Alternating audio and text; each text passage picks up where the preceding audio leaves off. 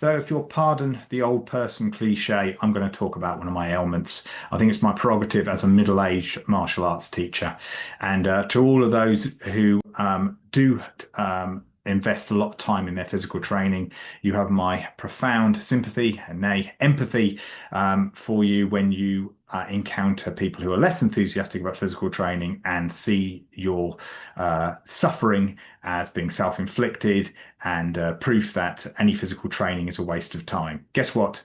Everybody suffers injuries. Everybody suffers pain. Choose your pain. We recover faster as a rule whenever we encounter an ailment compared to somebody who doesn't invest in physical training. So that's the end of that.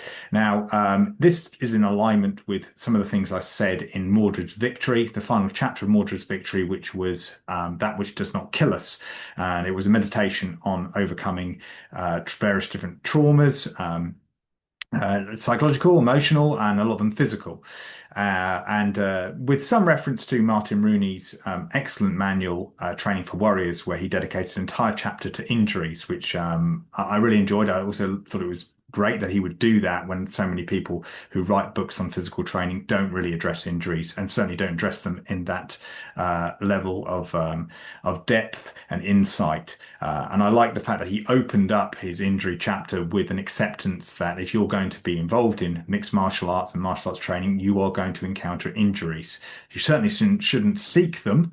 You should do your best to avoid them, but you should accept that they are a part of the training process and you need to manage them well. My view on injuries is that it's an opportunity to number one, adapt. So immediately adapt and work around your training. And I'm just going to talk about that in a moment, how I did it with this particular bout of sciatica. And also it's a time for you to learn about that injury and to help prevent it from happening again. And my view on that one is that, if you had a barn and that barn blew down, you wouldn't just put that barn back up as it was before. You now know that that barn was weak compared to the high winds that you can experience in that particular area where the barn was built, and that you would need to reinforce it. So, excuse the pained metaphor there. But that's my view on injury prevention. When I've strained my hamstrings, I've gone into a lot of posterior chain exercises and also focused on isolation exercises like the Nordic curl that have got some evidence to support the fact that they work well against preventing future injuries. So I now make that part of my training protocol. And likewise, I have done that with my ankle when I've had my ankle sprains. I've looked into doing a lot of balancing exercises that strengthen the muscles, ligaments, and tendons around the ankle in order to prevent future sprains. When I damaged my knee through very lazy shin checking, should we say, it was very much an example of do what I say and not what I do. I took a nasty round kick to my knee because I didn't shin check it properly. And as is often the case when you bang something, I repeatedly caught it again from subsequent round kicks. Here's the thing, I thought I was going to get over it in a month, maybe 2 months. I gave it that. And then it started to realize that, no, I need to see the knee clinic. So I invested time and money in having that done. I had dry needling done. I had shockwave therapy done. But ultimately, as much as they were helpful, it was the physio that really, really got me through it, and which is often what happens in the end with any injuries that I've suffered, whether it was a dislocated elbow, whether it has been a sprung shoulder. It's the physio that gets me through that. And I try to incorporate that physio into my training. And that's something that I feel is a lesson I can convey to people. Whenever you suffer an injury, whenever you get a physio for it, that physio now should be part of your training protocol because it's exposed a weakness in what you maybe were unaware of, and now you need to make sure that area is strengthened, and you're not going to encounter that problem again because it's likely to be worse. Hence the situation with the sciatica. I thought I did a pretty good job actually mitigating against sciatica. I definitely incorporate some stretching exercises that address the sciatic nerve, that address the piriformis, things like that. but clearly an extended period of sitting down, which was, by the way, done for the George Foreman podcast. I think I blame the two-part George Foreman podcast for that one. So if you haven't listened or watched the George Foreman podcast, please do so because sacrifices were clearly made. And so the resulting lengthiest sciatic pain period I've ever suffered happened, and I needed to work around it. So working around it, I got more clients now than I've ever had before. Fortunately, a lot of patient clients, but a lot of clients who I felt that I didn't want their service to be affected in any way. And a lot of our training has moved towards live training nearly all the time. A good percentage of our training is live training. All my clients get to spar with me, get to do live work, do various different constraints-led games in line with the ecological dynamics approach. So, we're very much on board with all that type of training. So with that in mind, when you've got something like sciatica and things like that, you need to ease off things like sparring and even to a certain degree pad holding. I mean, I certainly couldn't be holding pads or having wraparound leg pads or anything along those lines for leg kicks, for example. When you consider that you often target not just the femoral nerve, but very often the sciatic nerve when you're doing leg kicks. So luckily, I had a heavy bag. In the gym, and heavy bag work's a big part of what we do as well. So we're able to spend more time doing that. And I also had clients willing to jump on board and fill in for me for sparring with other clients, and especially new clients. So that was great. So I think it was a good learning process for everybody. So no one's training got held back at all. In fact, many people just considered to continue to progress in the direction I wanted them to, even though I was frustrated that I wasn't doing enough live work with them. So that was great, and they worked through with me, and their training continued to improve. And I'm very happy at the stage that we're at now with the latest training session alone. So it was a good time to celebrate that, I feel, with this particular vlog. And how I got around that, well, first of all, once I suffered the sciatica, then I clearly went into sciatic training exercises to mitigate against sciatica, to relieve sciatic pain. I encountered all the controversies with regards to using anti-inflammatories or not using anti-inflammatories, to use foam rollers or not use foam rollers, and fell somewhere in between the two. I think the jury's out a lot on them. Majority of people, I think the consensus of opinion is still generally that foam rollers help and that anti-inflammatories are how much you use them. But having said that, there is definitely a growing body of evidence and strong argument against both the uses of those areas. So I'll watch that as time goes on. But me, I did use them, but I didn't use them, I would say, excessively. Again, stretching is also good, but there's nothing better than getting that mobility training and working to strengthen muscles around it. One of the big areas that I need to look at was better glute activation. A similar thing that came up when I was dealing with my knee injury, actually, when I was going into pistol squats and I wasn't activating my glutes enough on that. I was doing a series of, and of course, BME. I was going full on into getting these pistol squats good and upping my weight on the pistol squats. And this is when I was recovering from the knee injury, and then suddenly I pulled my adductor muscle, and I spoke to the physio about that, and immediately she said, yeah, because you're not activating your glute muscle enough. That's a sure sign of that. So that made me more mindful of that particular exercise and improve that. Likewise, I always thought my glute bridges were pretty good, but of course I came across the common problem that a lot of people do glute bridges strain their lower back, and I didn't want to be doing that. And of course, when I was doing my glute bridges, I started to realize, yeah, I am using a little bit of lower back here, and I'm not really taking attention and paying enough attention to that. So I need to cut that out as much as I can. How do I do it? I came across a critical thinking looking video that looked at various different angles to approach better glute activation when doing glute bridges, and there was an interesting idea about putting your weight onto your heels with your toes raised up, as opposed to being on your flat feet when you're flats of your feet when you're doing a glute bridge, and some work with resistance bands, and I worked through that particular routine, and yes, I felt like I was getting more glute activation and less on the back. But it was actually a video that turned up on my algorithm from a Pilates teacher that really made a difference to me.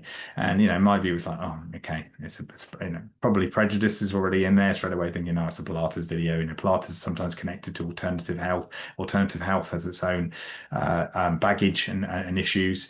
So I'm very much in line with mainstream science. That's my route that I like to go to, and obviously things like the skeptical movement and critical thinking movement and stuff like that is often pushes you against a lot of stuff that's connected to alternative training methods. Or but I still like to have an open mind. So I thought, okay, I'll give this. It's a 10-minute workout before I do my training.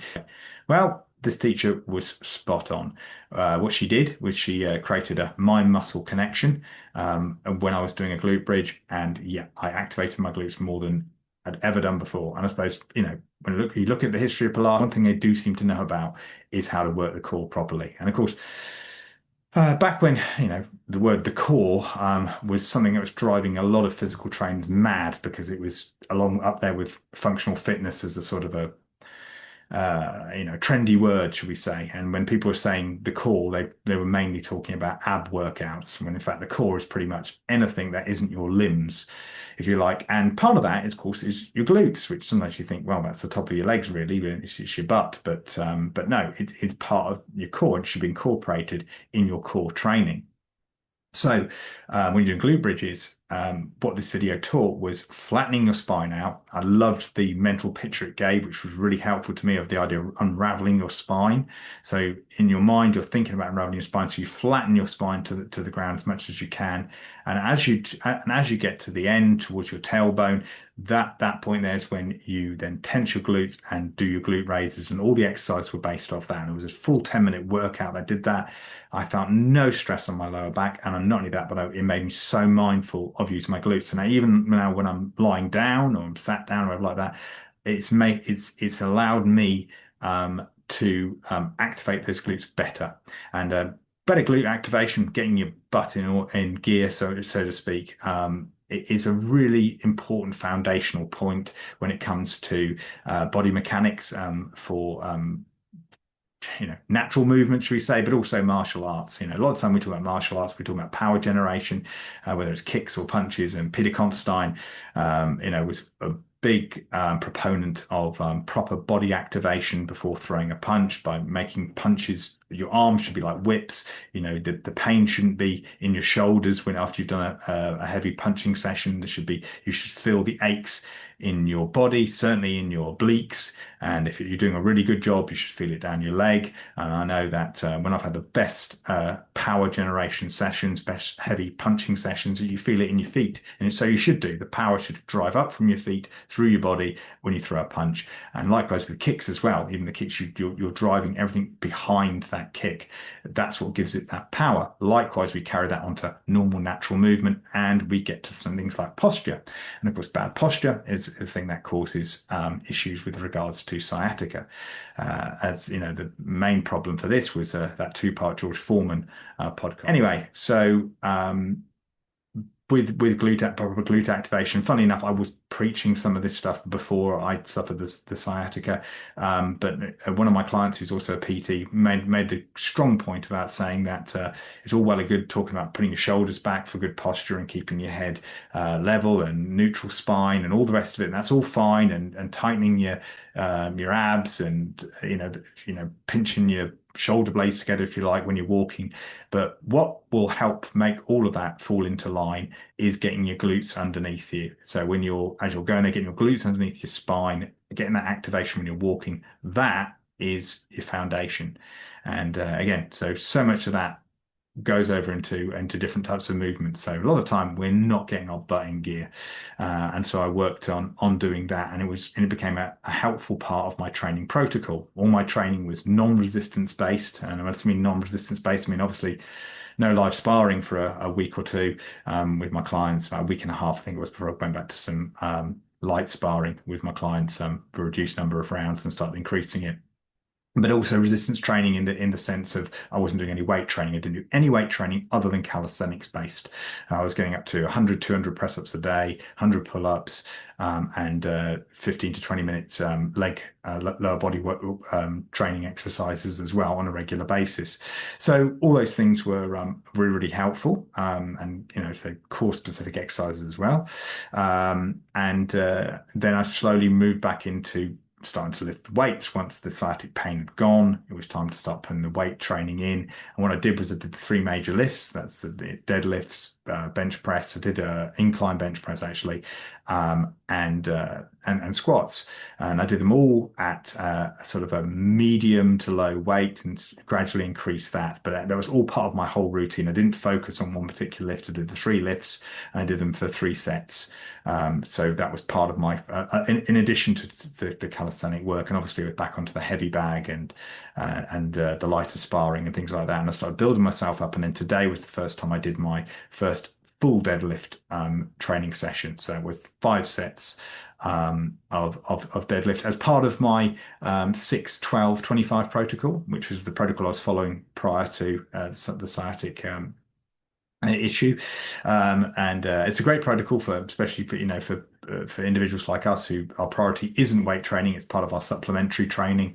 You work strength, hypertrophy, and muscular endurance all in one giant set. So that's 6 on the big lift. Okay, so the big lift will either be a flat bench press if you're doing bench work, or a conventional deadlift. I use the trap bar, by the way. Again, that's a great one to take any pressure off your spine.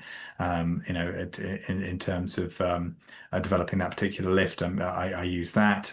Again, part of the deadlift routine then would be pull-ups. I've now included weighted pull-ups, but we do it for 12 reps. That's your hypertrophy set, and then 25 face pulls, which I do with dumbbells, which is an interesting adjustment with regards to X. A lot of times it's done with a cable machine. And if I was doing likewise, I was doing bench, it would be a flat bench press, followed by an incline dumbbell bench press for the hypertrophy, and then the muscular endurance is flies. Okay, the next slide. I've also got one for squats as well. Which is back squats, Romanian deadlifts, RDLs, and to finish on the muscular endurance, sprinter squats. So that's elevated squats, using a bit of a goblet squat grip. Anyway, so that's a protocol that I've returned to, and I've just returned to it today. So I thought a great way to celebrate that was to do a vlog on it. And that's the way, again, I worked around that. But I hope it's an interesting addition for you, for those of you who've read the Mordred's Victory book. And if you haven't, get a copy of it, please do. Anyway, thanks for your time on this, and keep training, train safely, train wisely.